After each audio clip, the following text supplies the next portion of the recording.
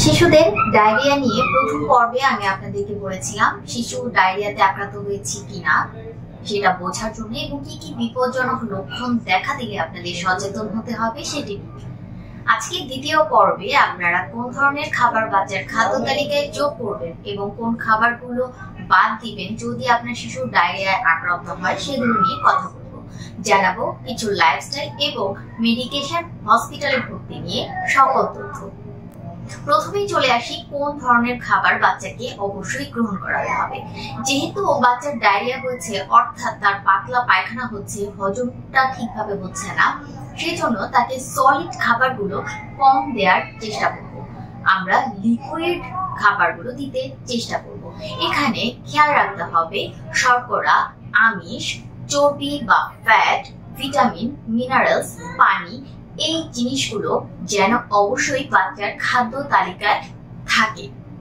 সেখানে আমরা বাচ্চার খাবারের যে আকার আয়তন সেটা আমরা চেঞ্জ করতে পারি, কিন্তু পুষ্টি উপাদানগুলো অবশ্যই খাদ্য তালিকায় রাখতে হবে। বাচ্চাকে আপনারা নরমালি যে সলিড খাবারগুলো দেন সেগুলোই দিতে পারেন একটু তরল আকারে। একটু বুঝিয়ে বলি, মনে করুন আপনার বাচ্চা ভাত, মুরগির মাংস এগুলো দিয়ে নরমাল সময়ে খেত। এই সময়টাতে মুরগির মাংস বা ভাতটা একটু নরম করে বা জাউ ভাত দিয়ে কিন্তু আপনারা দিতে পারেন। এই খাবারটার সাথে একটু যদি কাঁচকলা রাখেন তখন বাচ্চার কিন্তু এই যে পাতলা পায়খানাটা আস্তে আস্তে কমে আসবে। এছাড়াও এই সময়টাতে চিকেন স্যুপ, ভেজিটেবল স্যুপ, ডালের পানি এবং ভাতের মার খুব ভালো একটা উপকার দেয়। অনেকে এটা জিজ্ঞেস করে থাকে যে ডায়রিয়া হলে বাচ্চাকে ডিম দেওয়া যাবে কিনা।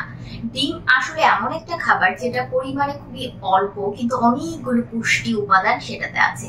যদি আপনার বাচ্চা ডিমটা খেয়ে হজম করে নিতে পারে তাহলে অবশ্যই তাকে ডিম দিতে পারেন, কিন্তু যদি সেটা সে না নিতে পারে তাহলে ওই ডায়রিয়া চলাকালীন সময়ে ডিমটা অ্যাভয়েড করার কথা বলবো।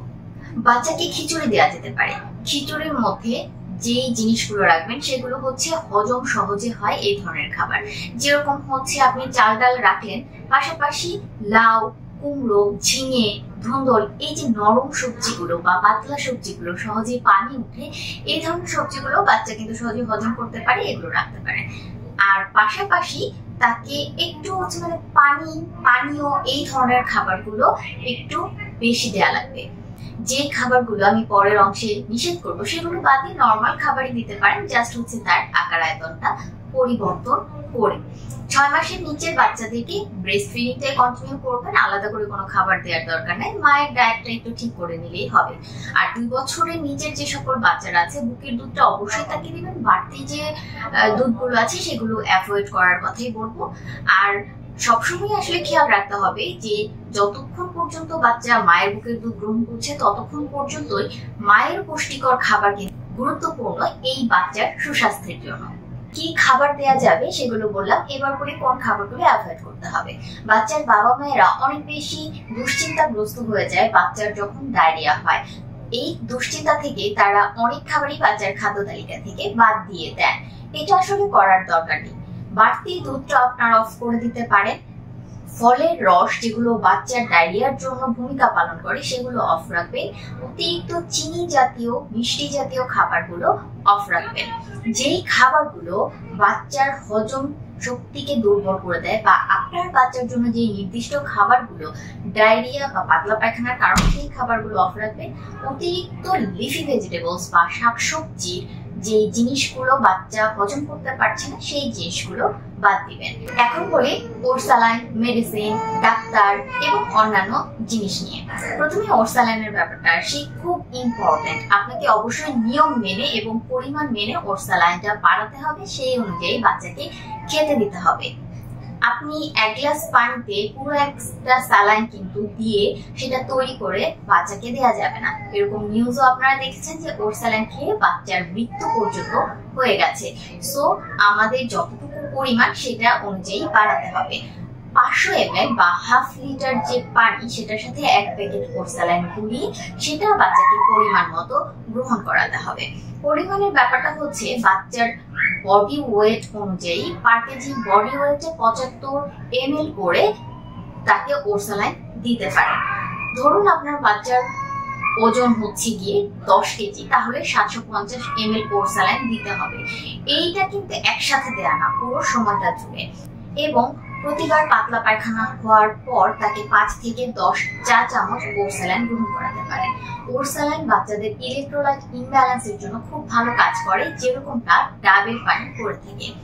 এরপরে হচ্ছে মেডিসিন বা অন্যান্য ব্যাপারগুলো, জিঙ্ক সিরাপ বা যেই ওষুধগুলো লাগবে সেটা অবশ্যই একজন চিকিৎসকের পরামর্শ নিয়ে গ্রহণ করাতে হবে। কারণ আপনার বাচ্চা ছোট, তাকে নিজ থেকে বা ফার্মেসি থেকে নিয়ে যদি আপনার ওষুধটা দিয়ে ফেলেন বা যারা জানে না তাদের কাছ থেকে শুনে ওষুধটা দিয়ে ফেলেন, সেই ক্ষেত্রে কিন্তু আপনার বাচ্চার মারাত্মক ক্ষতি হয়ে যেতে পারে। কারণ বাচ্চা যখন ডায়রিয়াতে আক্রান্ত হয় তার শরীরটা খুব বেশি কিন্তু নাজুক থাকে, এই জায়গায় ভুল করা যাবে না। যদি বাচ্চার ইলেকট্রোলাইট ইমব্যালেন্স বা শরীরের অবস্থা কোনোভাবেই ইমপ্রুভ না করতে থাকে এবং বেশি ডিটোরিয়েট করতে থাকে, তখন কিন্তু তাকে ডাক্তারের পরামর্শ অনুযায়ী হসপিটালে ভর্তি করে দিতে হবে। এটাকে ইগনোর করা যাবে না। প্রতিষেধক হিসেবে রোটা ভাইরাসের টিকাটা বাচ্চাকে দিয়ে নেবেন অবশ্যই। যে কোনো ইপিআই সেন্টার বা যে হসপিটালগুলো আছে সরকারি বেসরকারি, সেখানে গিয়ে খোঁজ নিলেই কিন্তু আপনার বাচ্চার এই ডায়রিয়ার প্রতিষেধক টিকাটি নিতে পারবেন। এরপরে লাস্টে কয়েকটা পয়েন্টের কথা বলবো। যেহেতু ছোট বাচ্চা, তারা বোঝে না, সেই ক্ষেত্রে নোংরা জিনিসগুলো সে মুখে দেয় বা হাতটাই মুখে দেয়, তাই অবশ্যই তার হাত বারবার পরিষ্কার রাখার চেষ্টা করবেন, খেয়াল করবেন সে যেন নোংরা মুখে না দিতে পারে। যিনি খাবার গ্রহণ করাবেন তার হাত স্যানিটাইজ করা খুব গুরুত্বপূর্ণ।